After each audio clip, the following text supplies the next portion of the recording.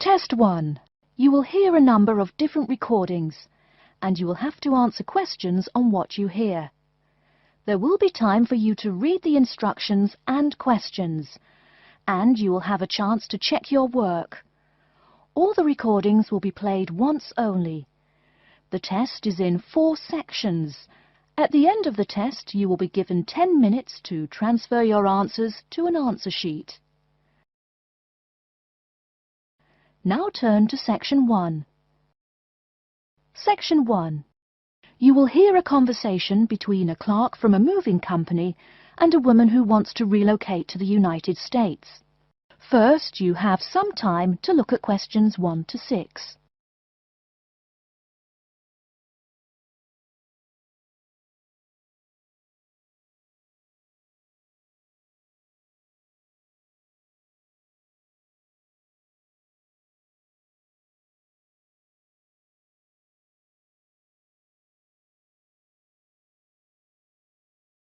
Listen carefully and answer questions 1 to 6. Good morning, ma'am, and welcome to Australia's Moving Experience. How can I help you? Well, I hope you can help me. I'm so up in the air right now. Just calm down now. Let me guess. You're moving and it has you a little confused. That's it exactly. You see, I'm relocating to the United States next month, and I'm having a hard time getting organised. Here, fill out your name and address and let me ask you a few questions. Oh, what should I call you? My name is Jane Bond. OK, Jane, first of all, what's your work phone number? In case I have any questions about things. My work phone is 9463 550. But please try not to call me too often there.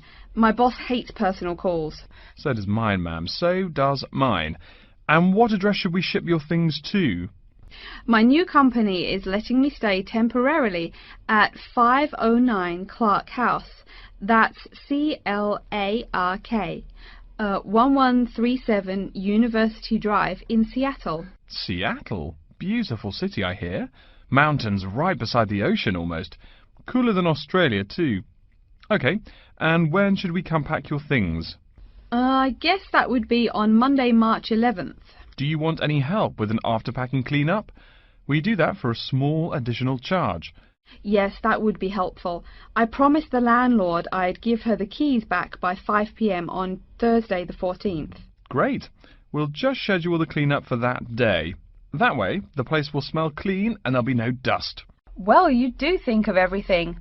Oh, how much is this going to cost? Here is a list of our basic prices. Oh dear, this seems rather expensive.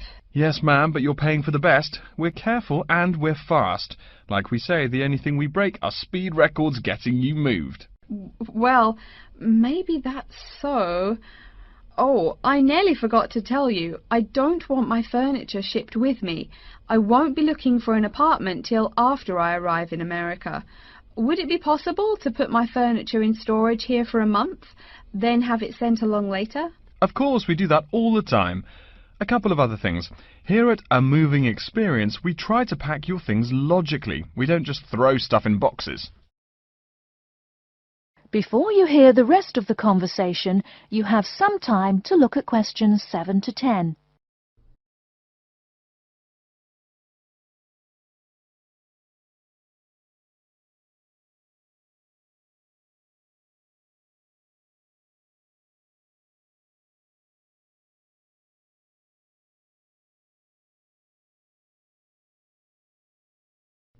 Now listen and answer questions 7 to 10. Do you have any special requests? You know, things you want packed in some special place, so you know where to find them. Like what? Oh, I don't know. Things like dishes, maybe. Not to be rude, but you look like a lady who likes to eat. Ah, yes, I need my dishes and things where I can find them quickly. Great. We'll put those dishes and cutlery in what we call the emergency pack. Can you think of anything else? I do have an antique tea kettle my great-grandmother gave my mother. I wouldn't want to lose that. So I guess you'd better put that in storage with the furniture. Grandma's tea kettle with the furniture. Got it. Say, how about things like your alarm clock? You don't want to miss your plane on the big day, right? Well, you certainly think of everything. Yes, that's right. I'll also need my alarm clock where I can find it. Fine, we'll put that in your personal package. And of course, we'll give you a list of where we pack everything. So all you'll have to do on Thursday the 14th is grab your luggage on your way out the door. I couldn't help noticing the new CD player you're carrying. Is that a Samsung? Why, yes it is. One of their best. Cost me nearly $100 it did. Do you want to take special care of it? I mean, it's brand new. Take care of it, but nothing special. You can just put it in storage with the furniture. That looks like everything we need here. I guess you're all set. That was certainly quick. Thank you, young man. This has been a most moving experience. That is the end of Section 1. You now have half a minute to check your answers.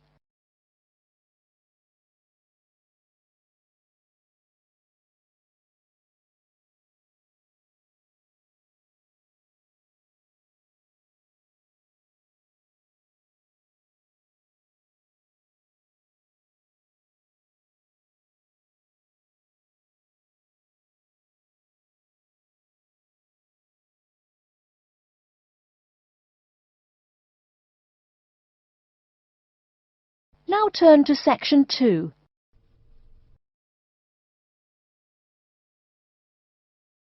Section 2. You'll hear an introduction to a conference on computer system language learning. First, you have some time to look at questions 11 to 16.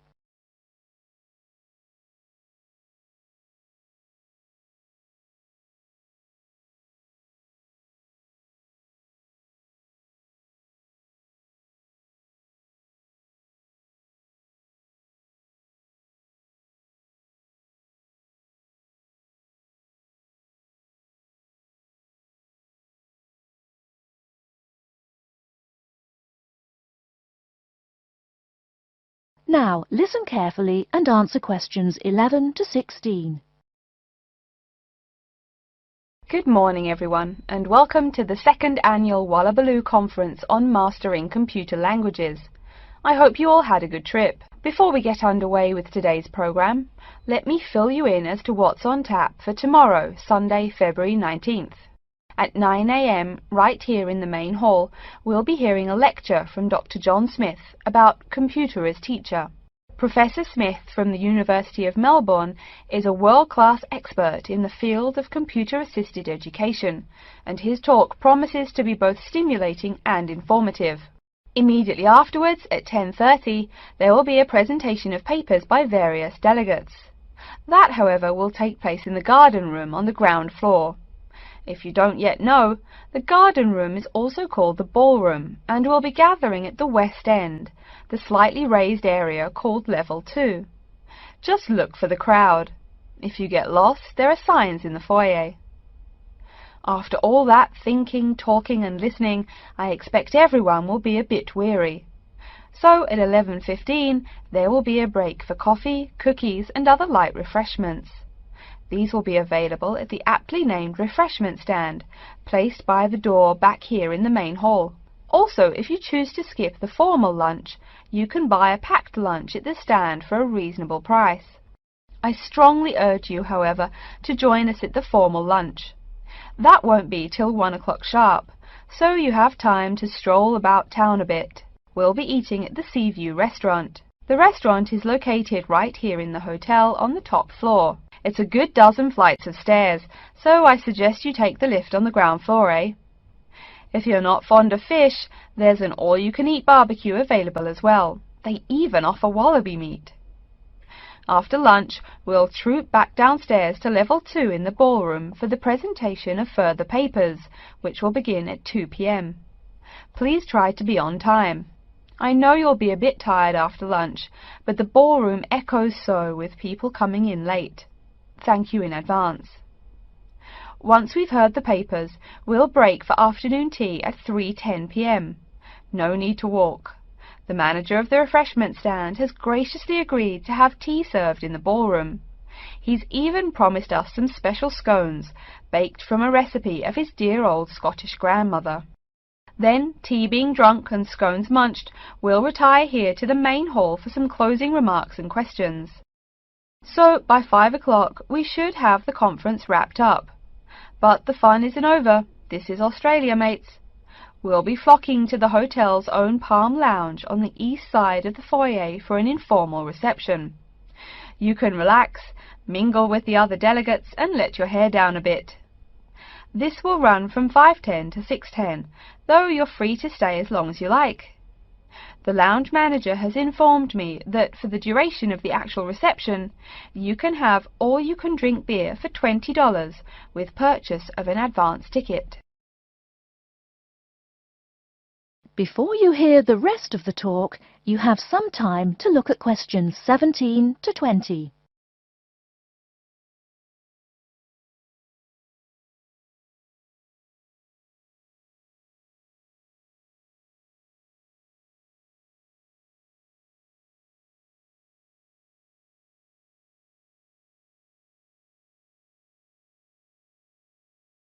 Now listen and answer questions 17 to 20.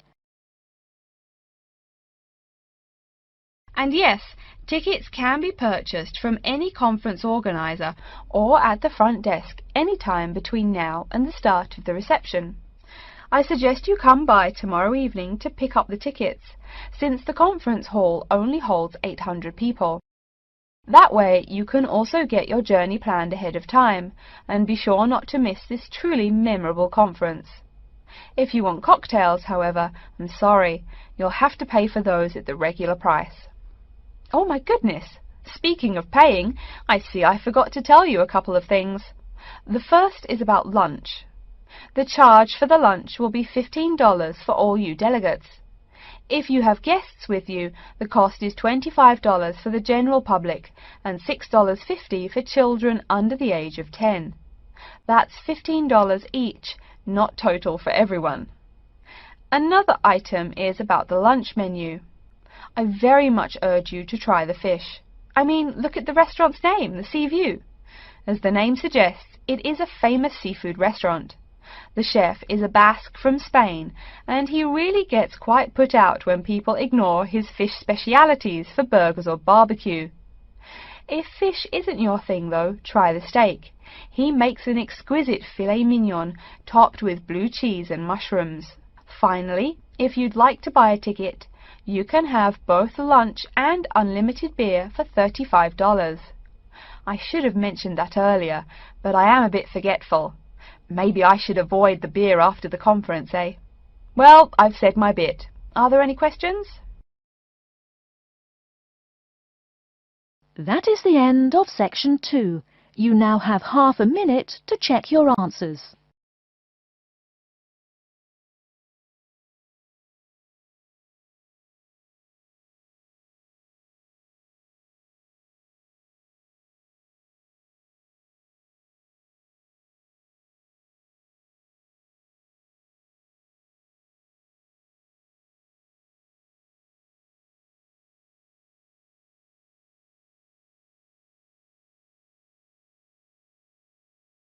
Now turn to section 3.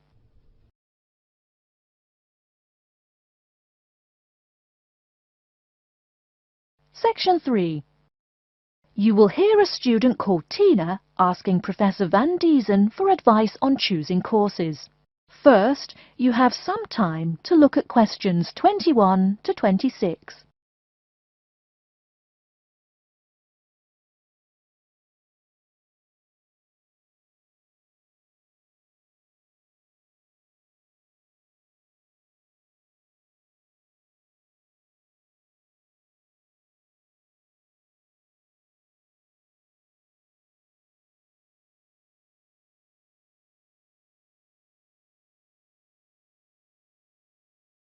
Now listen carefully and answer questions 21 to 26.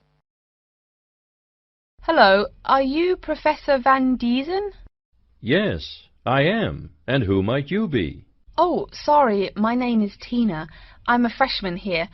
They told me I should ask you for advice in choosing courses. Well, that's part of what I'm here for. Please come in and sit down. Now, what are your questions? I almost don't know. Everything is so confusing. Like, what is a specialized course? Oh, easy.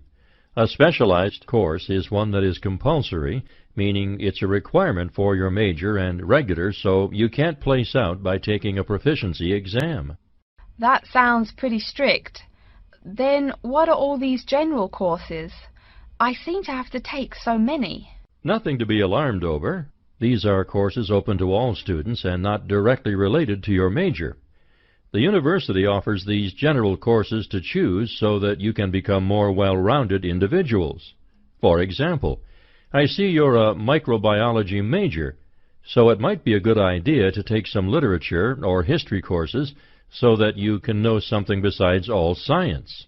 You mean these courses are like for fun?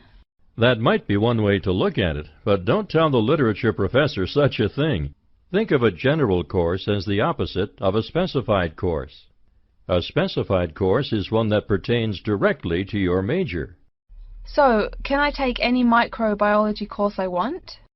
Let's see. Oh, those courses used to be open to microbiology students only.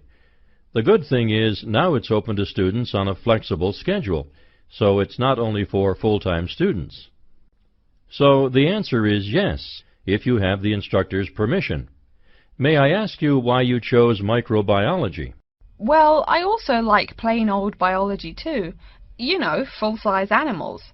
I might even become a veterinarian. Could I take some biology classes? Well, they are open to full-time students only, which I believe is what you are. I don't know how a freshman would get along with microbiology, though. I mean, most of the students presently looking into it are from off-campus.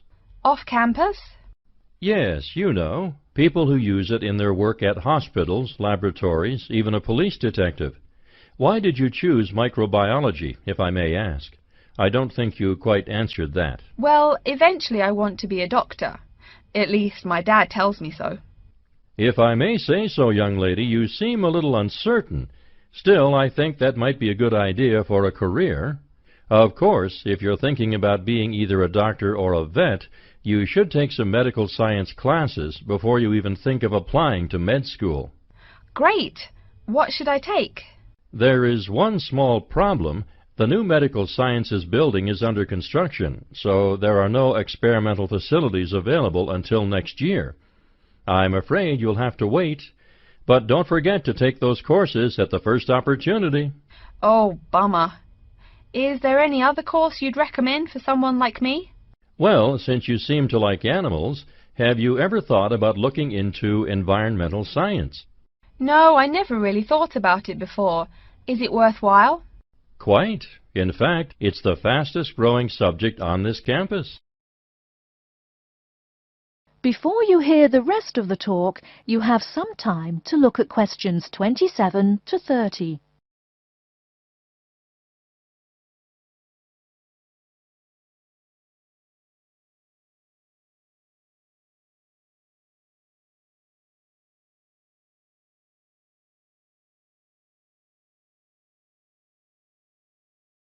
Now listen and answer questions 27 to 30.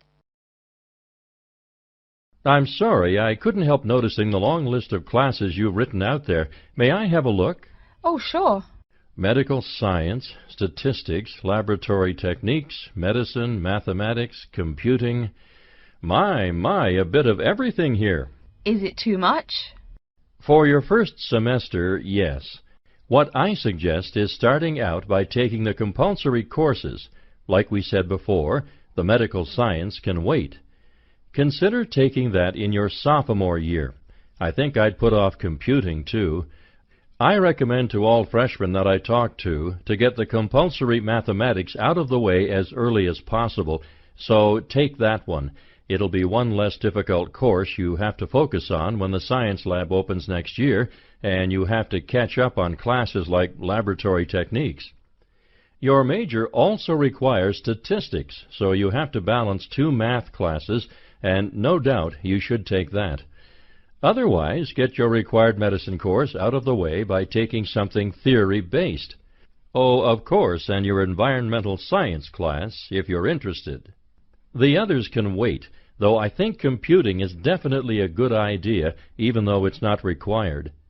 I see, too, on your paper there you seem to have had high marks on the entrance exam. Yeah, I guess so. Don't be shy. Have you thought about applying for a scholarship? Do they have any? I mean, my dad is always complaining about how much money it costs him. In your department there are actually 3 full scholarships available. They cover tuition and provide $1,500 cash. $1,500 cash? Party! Please, miss, the money is intended more as a textbook allowance, not party money. If you promise to behave, I'll show you how to apply. Great, and thanks. That is the end of Section 3. You now have half a minute to check your answers.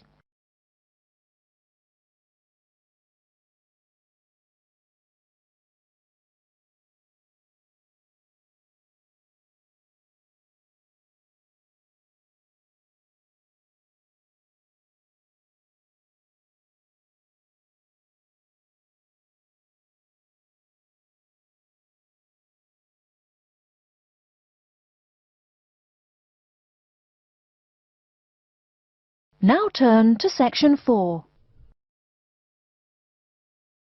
Section 4.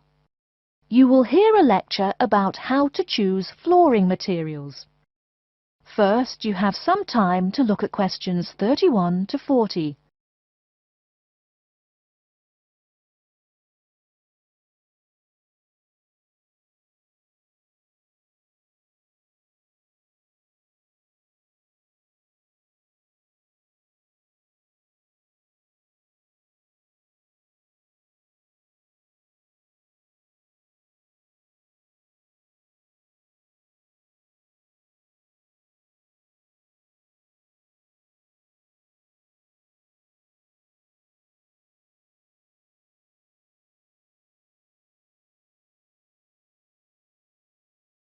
Now listen carefully and answer questions 31 to 40. We've been talking about choosing building materials in the last week. Now, a great many factors influence the choice of building materials. You can't make a house of cards, right? And people who live in glass houses and all that. Anyhow, today I'd like to say a few words about flooring. Some artificial materials can be used, like plastic for instance, which offer mixed blessings when used as a flooring surface. On the one hand, plastic is cheaper than nearly any other alternative, short of bare ground. Plastic also does not warp like wood. On the other hand, the best that can be said about plastic is that it looks like wood or stone. However, it cannot replace the real materials. As I have mentioned, I'm fixing up a new house. The decorator my wife hired told me plastic does a great job of looking exactly like plastic. Besides, it scratches easily, fades or discolours, and starts cracking within a year or two. So, if you're fitting out a sleazy hotel or plan to live in a trailer park, go with the plastic. Really though, for all intents and purposes, this leaves us with wood or stone as choices for flooring. Stone and wood are alike in at least one respect. Both go through processing before they can be put to use. Since few of us cut our own lumber or quarry our own stone, this is not perhaps a pressing concern. Still, do-it-yourselfers would do well to remember to buy only properly seasoned wood. Unseasoned wood warps, and a warped floor quickly becomes firewood, and its owner quickly becomes poorer. Likewise, except for dull-hued materials like slate or sandstone, most stone floors are polished before installation. The choice goes well beyond just wood or stone. Each type requires many further considerations. A few special remarks are called for when considering wood. For example, as always, aesthetics, personal taste and layout all play roles, as well as the type of house or room. Oh, and certainly don't forget the cost. When it comes to cost, a rule of thumb is that the softer and less exotic the wood, the lower the cost. In the US, for instance, pine is both ubiquitous and cheap. Mahogany is imported and exorbitantly expensive. If you're on any kind of budget when remodeling, it's really helpful to remember to go for the softer woods. Aside from cost, there are still lots of different factors that are important in choosing the best flooring for the job. Continuing with the example of wood, one must consider the effects of each type of wood on the mood of the room. When selecting the best wood to use, particular attention needs to be paid to its grain patterns, texture and colour. In rooms where relaxation or deep thought is the aim, say bedrooms or the study, dark, strong-grained woods are the rule. Here, the grain ought to match the furniture for a feeling of homogeneity. In rooms where activity and motion are typical, the dining room or living room, lighter, finer-grained lumber is more suitable. In such a setting, the wood grain might be useful in offering a contrast to the furniture. This leads to a feel of subconscious excitement in keeping with the room's function. In either case, though, consult a decorator. It is a decorator's job to know what materials to use to fit the function of the room. Though some things about putting together a room are subjective and based on one's individual taste, materials appropriate to a room's function are much more straightforward. A decorator takes the needs of the customer and uses a mathematical formula rather than subjective words. Since feelings vary from person to person, verbal descriptions of wood types tend to be ambiguous. You want the wood you select, not something approximate. And if you do decide to do it yourself, remember that all wood must be treated with preservatives to enhance its appearance and preserve its natural beauty. In the case of stone, or quarry tile, as flat-cut flooring stone is properly called, a new set of considerations must be weighed up. Simple colour aside, the degree of reflection must be kept in mind. This is called the reflectance rate, which is expressed in a number between 0.0 and 1.0, depending on the amount of light it reflects. At one end of the scale is polished silver. At a rating of 1.0, this shiny surface reflects nearly all of the light directed at it. Numbers closer to 0 describe materials that absorb more light. Moving down the scale a bit, we see that plastic that has been painted white has a rate of 0.8, which makes sense. We know that the colour white reflects all other colour, while black absorbs all colour, and plastic itself is a relatively reflective material. Materials that are denser and darker have reflectance rates much closer to 0. The quarry tile I mentioned a while ago has a rate of 0.1. As you may know, quarry tile is generally dark brown and made from clay, so it is quite dense. Of course, there is considerable variation among types of quarry tile because of the hue or treatment of the clay during its creation. Does anyone have any guesses as to what material may have a rate of almost 0.0? We can guess most of these materials are black in colour, but plastic, wood and even stone reflect some light. One material with a rate of almost 0.0 is black velvet. The texture produces almost no shine at all. Carrara marble, despite its white hue, is actually lower in reflectivity than black onyx. In any case, the fact that tiles vary somewhat should not be forgotten. A highly reflective floor would not be suitable in a library. It would be indispensable in a ballroom, should your home be large enough to feature one. Again, a rule of thumb is that light means lively.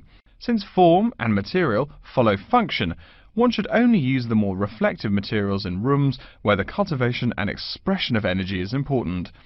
Bear in mind, too, that most types of stone cost more than all but the rarest of wood. Of course, there is no reason why some rooms of a house should not feature wood floors or other stone tiles. You can even mix the two. A room with wood panels on the walls can have a beautiful stone floor. My bedroom has white birch walls and a light blue slate floor. The place looks like a Russian hunting lodge. Remember though, go with what feels right for you. Good taste and the laws of interior design are the homeowner's servants, not his master. It's only beautiful when you decide it is. I mean, you're the one who lives there, not the decorator, right? Okay, are there any questions? That is the end of section 4. You now have half a minute to check your answers.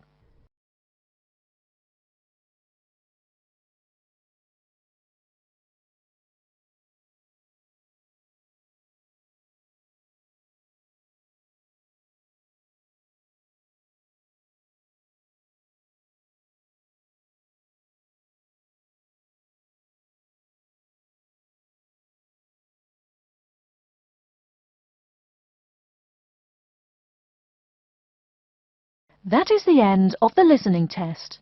In the IELTS test, You will now have 10 minutes to transfer your answers to an answer sheet.